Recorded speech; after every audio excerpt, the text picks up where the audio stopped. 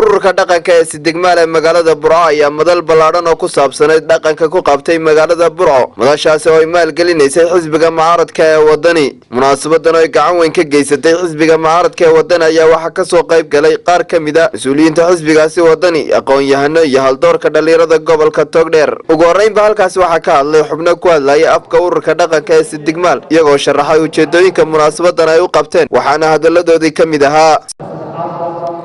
sida loo soo rajistay xaqiiqada badan ee ay ku baaqay miduu loo soo rajistay inuu tixgeliyo doonaya ilaa kadib ku aragta wadasha qolka badan ee Sidig Maal iyo Soomaaliya ugu horeyn xafladda qiimaha badan ee soo abaabulay ururka hidaha iyo dhaqanka ee Sidig Maal isagoo ka doonaya inuu horumarkiyo kobciyo soo nooleeyo dhaqankii ay sida dhibicda roob baan nafluhu dhagax yiraahdaa salaam baan intuu dhoomanaa u dhaantayne ali dhuuxba dhinacuu jiray badi ka dhuunteene isagaba dhirbaaxay suleendheela low baday isagaba dhirbaaxay suleendheela low baday annaga bay dhataashii mar baan dhuguc ka siiyaa gooshash dhigiisaan sidaa dhama rasaaseede bal dhagaysta caawaan dhadhabi dhinacyadiisiiye afartaa dhibil iyo hilaadhi dhigtoodiidhe dhaameelka geedaha ku yaal dhagagacdiisiidhe dhanuheega laafyaha agwaandhihitankiisiidhe sidoo kale waxaa lagu soo bandhigay madashaasi ciyaar dhaqameedyo kala duwan iyadoo ay la dhaceen dhammaanba bulshadii ka soo qayb gashay munaasabadani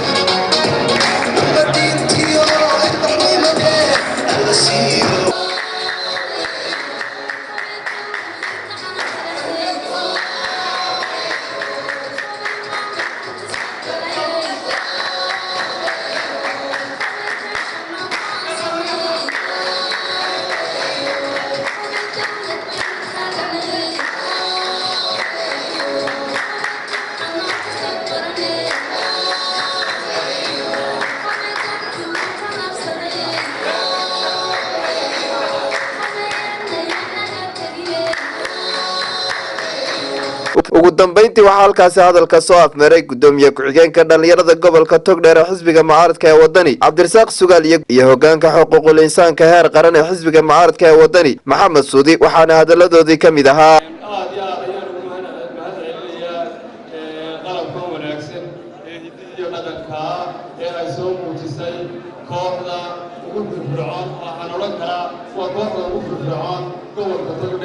Sidig Maal aad ayaan u soo dhaweynayaa waxaan leeyahay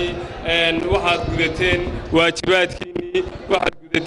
waajibaadkii qaranka aad ayaan idinka mahadnaqaynaa haddaanu nahay xisbiyada qaranka jamhuuriyadda Soomaaliland anigoo ku hadlaya afka xisbiga wadani waxaan leeyahay hiiliyaho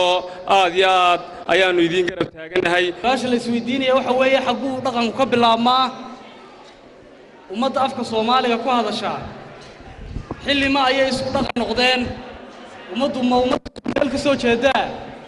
mise waa ummad midiba quruumo gaara iyo dawlado gaara ay ka soo jeedo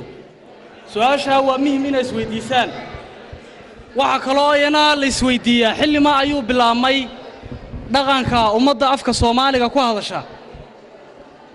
waxa soo dhan wax la doonayaa cid baaraysa ee la doonayo xogta inay ururiso waa groupkan ama waa ururkan Sidig Maal Ayaanle Hassan Bii'em telefishinka caalamiga Somali News Magalada Burco.